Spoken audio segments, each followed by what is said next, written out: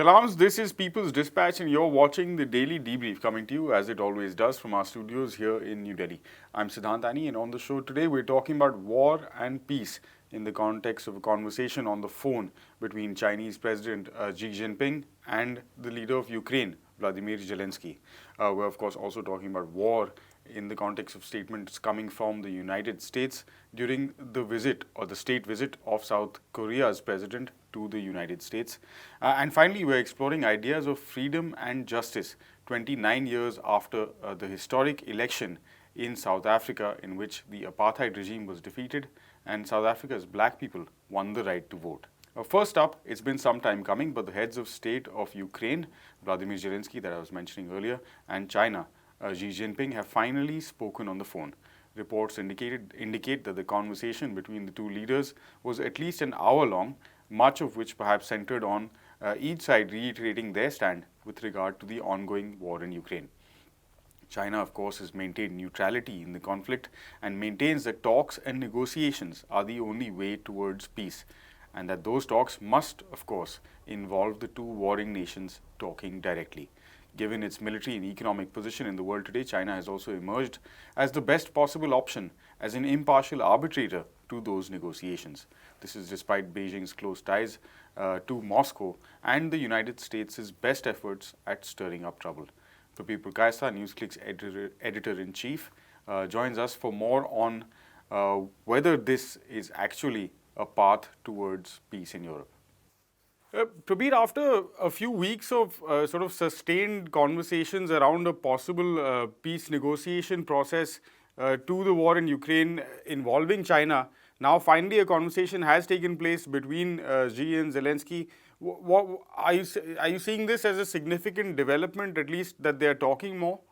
I think it's a very important step forward that at least Zelensky now wants to talk to China.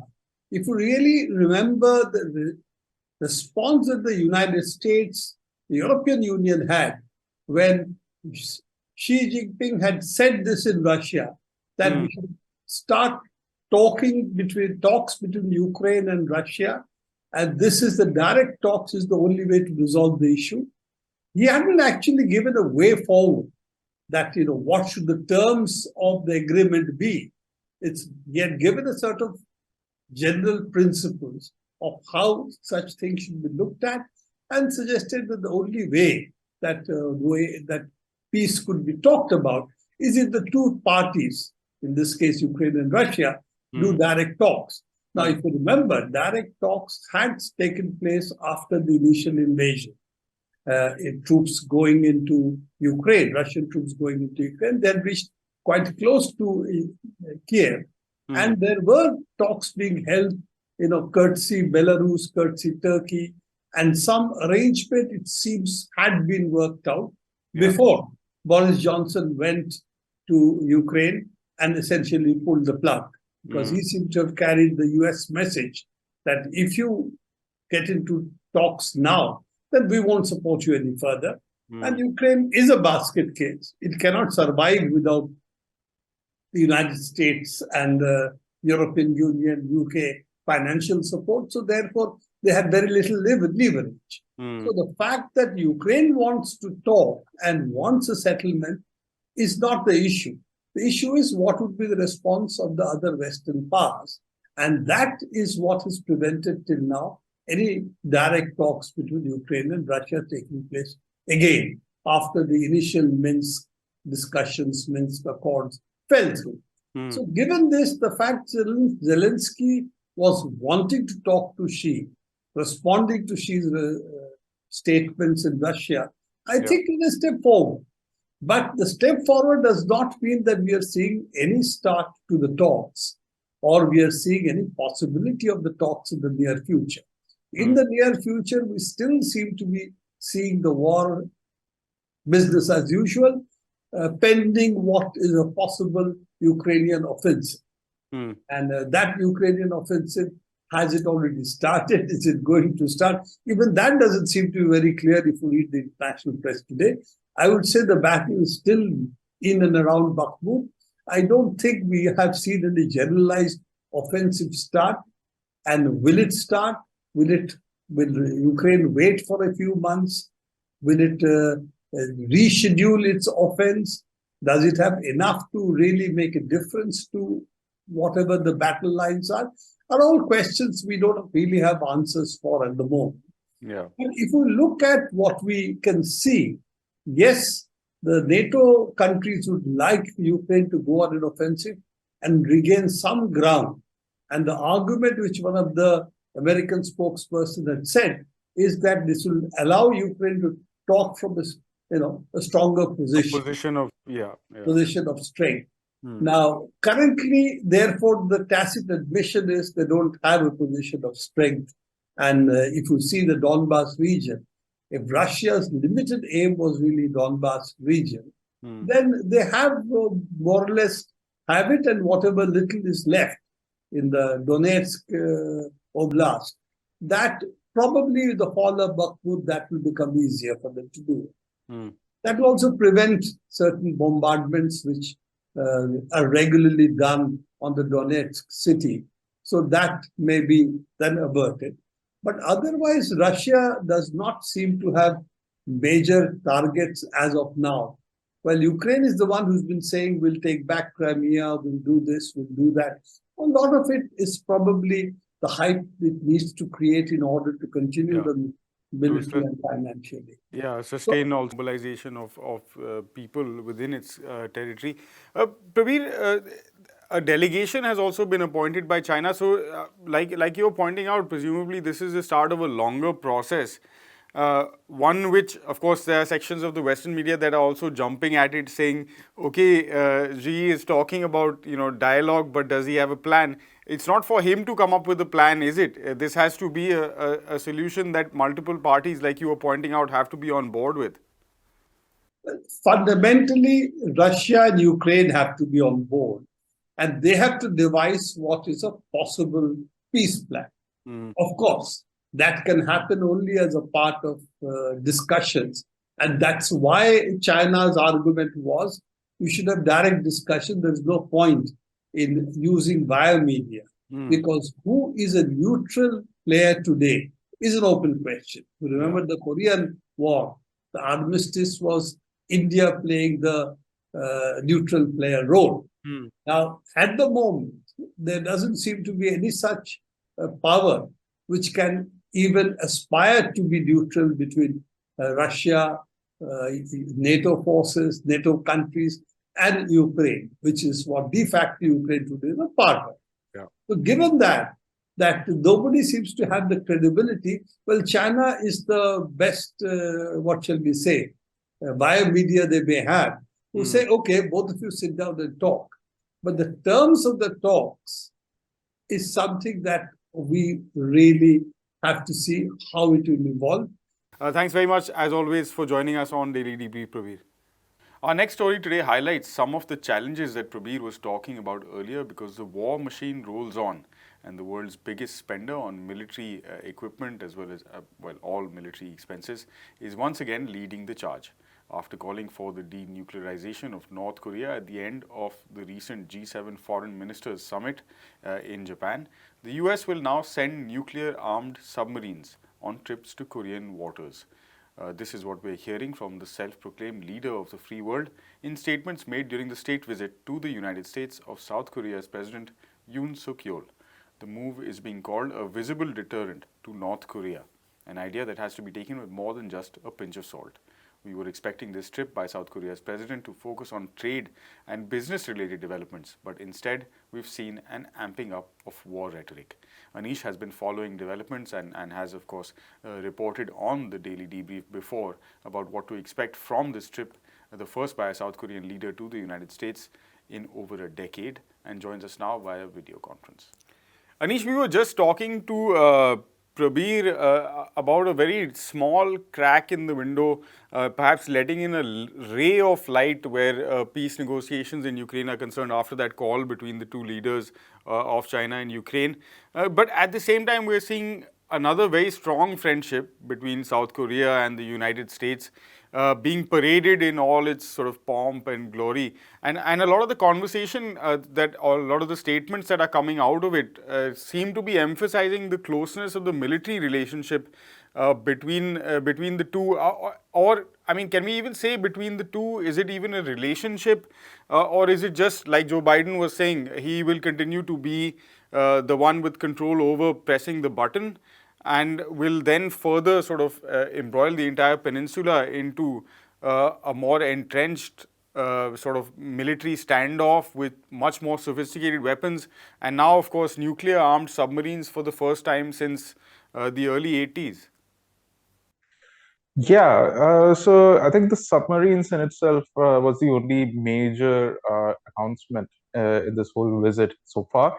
There was this whole thing about Yoon traveling to the United States with an army of chaebols. Chaebols are basically corporate bosses, and in that we don't see much happening in terms of business, any kind of groundbreaking trade deals or anything on that front.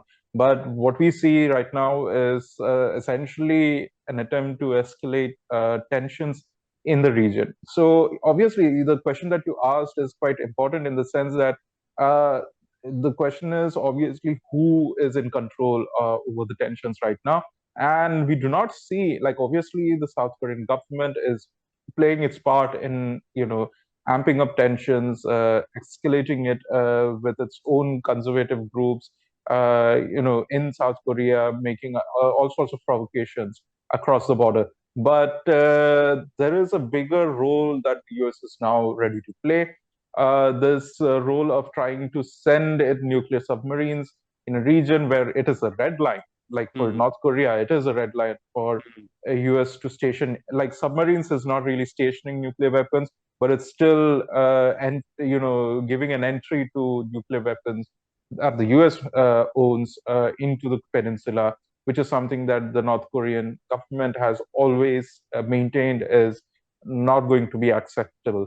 So this is definitely going to push behind a lot of progress that was made 5 years ago. Now we have to remember that just basically 5 years ago was the first time that the two Korean leaders had met at the demilitarized zone at the border, crossed symbolically on both sides had crossed the border symbolically, and actually held the first major summit on for peace relations. So this was just 5 years ago, where when peace was seeming like a very probable possibility. But right now, what we're seeing is something that is farther and farther away from peace. And in this case, the United States definitely has a larger role to play than anybody else. Uh, Anish, okay, leave aside the part that, at least in foreign policy terms, the Joe Biden administration has been a dismal failure. But on the South Korean front, domestically, is there an appetite for this kind of uh, upping of military rhetoric as well as actual on the ground operations and visits by aircraft carriers and soon to follow nuclear submarines? Is this something that is, from a domestic political standpoint, exciting the people of South Korea? It's very difficult to say because obviously we can never talk about the Korean people as a bloc. There are definitely sections within South Korea that do want nuclear weapons, preferably ones that South Korea made themselves. So there is that section definitely. But on an overall scale, what we're looking at is that Yoon is kind of beleaguered by falling popularity, falling approval ratings back home. From one of the latest ratings that came out just 2 weeks ago, we're seeing that his rating had gone to approval has gone to 27%, under 30%. And this is the first time again, and we've talked about this. This is the first time in like 6 months. So his ever since the beginning of his presidency, he has not been seen as that popular as a leader, as somebody who could manage the economy well, as somebody who could manage issues that pertain to the working class. And in all these cases, there has been significant failure on the part of the UN administration in actually giving any kind of results that the people can appreciate. So in that front, definitely there is a large number of Koreans who are uh, discontent in many ways with the current administration. And considering the fact that parliamentary elections are just a year away, this is definitely going to play up. So what we are seeing right now is sort of an overcompensation in this sort of war rhetoric and conflict escalation with North Korea, and basically using hyper-nationalism as a shield against any kind of criticism over his government and its policies. And so this is definitely something that is going to escalate even further with the next year, as South Korea gears up for another sort of general election that will have significant impact on how Yoon continues his administration as well. So these factors are obviously at play, but what we're seeing obviously is that these matters are only playing up a larger role in the sort of encirclement policy that the US and its allies are playing in the region, and the sort of heightened tensions, and I keep saying that again and again, is not the most ideal situation when you are talking about some of the biggest military powers and the biggest economic powerhouses in the world going, loggerheads at each other. And that is really not an ideal situation for the world in the coming years. And of course, U.S. election also very much in the offing. So a lot of this will just be a matter of watching how the U.S. uses these aspects of foreign policy and what's happening around the world to play to its domestic galleries as well. Thanks, Anish, for the update today. We'll, I'm sure, have you back on the show very soon. And finally, on the 27th of April 1994, South Africa held an historic national election that signaled the end of the apartheid regime and of white supremacists controlling the fate of the nation. It was a hard-fought victory in which thousands of lives were lost. And today, close to 3 decades later, the fight for freedom for South Africa's poorest continues. Abahlali baseMjondolo, the movement for the rights and freedoms of the country's shack dwellers on this day every year, marks Unfreedom Day, to remind those in power of the unfulfilled promises of the post-apartheid nation, where freedom in any real and meaningful way exists only for the very few. Prashant is in studio now for more on the subject. Prashant, nearly 3 decades since that hard-won right to vote, but those representing, like we were talking about, the majority, the poor majority, black majority of South Africa, are still asking the question and fighting the fight for whose freedom is it actually? Right, Siddhant. So it's an important moment to actually look at the legacy of these struggles. Like you said, South Africa, it's been 29 years since the election, since 1994, which was a groundbreaking, historic moment. White supremacist rule, apartheid effectively dismantled completely. The white rulers forced to leave their positions of power after what was truly an international campaign. Long struggle in South Africa, but also a great amount of solidarity from people, progressive people across the world. So a very important day that is free, which is culminated in April 27, 1994, which is the first election.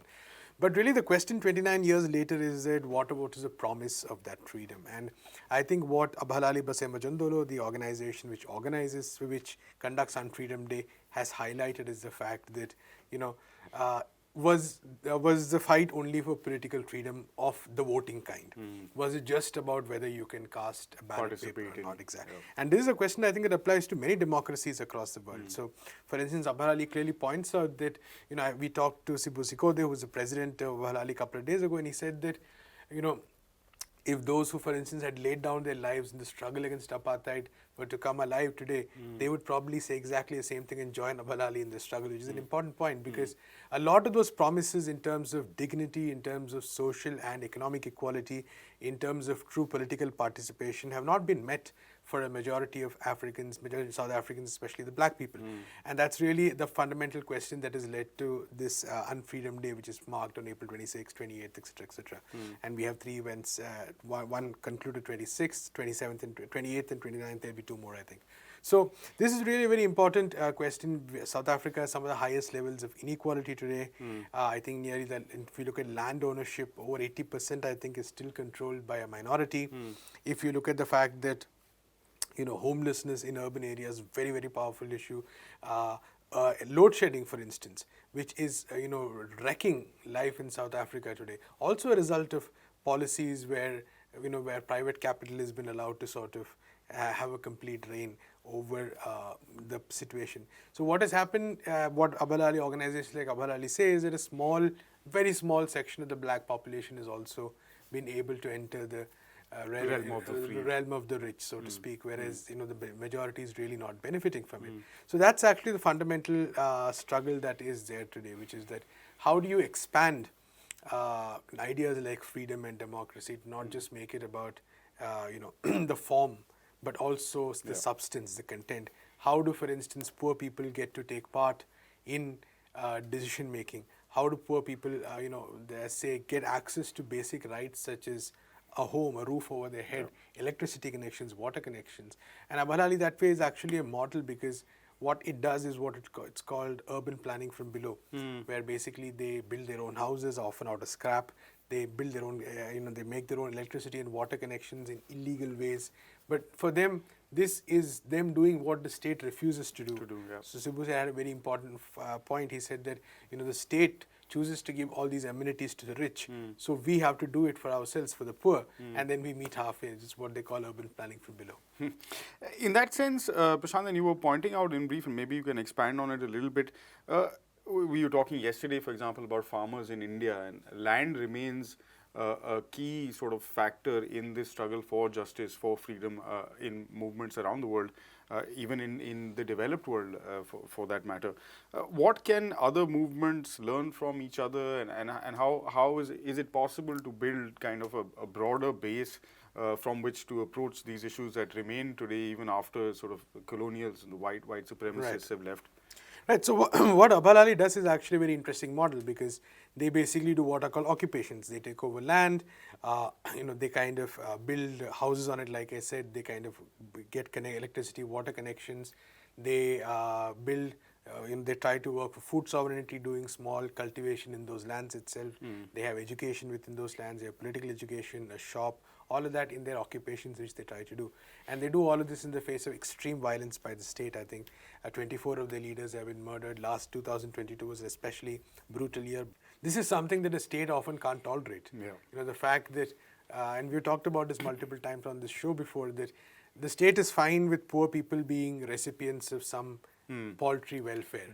But the moment poor people say that, we are not just recipients of whatever charity you give us, we are active, we are political actors, we have agency, we are going to take over, then that becomes a problem, and then there's all this violence unleashed on these movements. So what Abahlali does is actually in that way present an alternative. So it's not, and it's a very well thought out, because they've really figured out, they really thought through the process that, you cannot talk about these slogans like dignity, pride, democracy, freedom in abstract. You need concrete, there has to be a concrete material basis for it.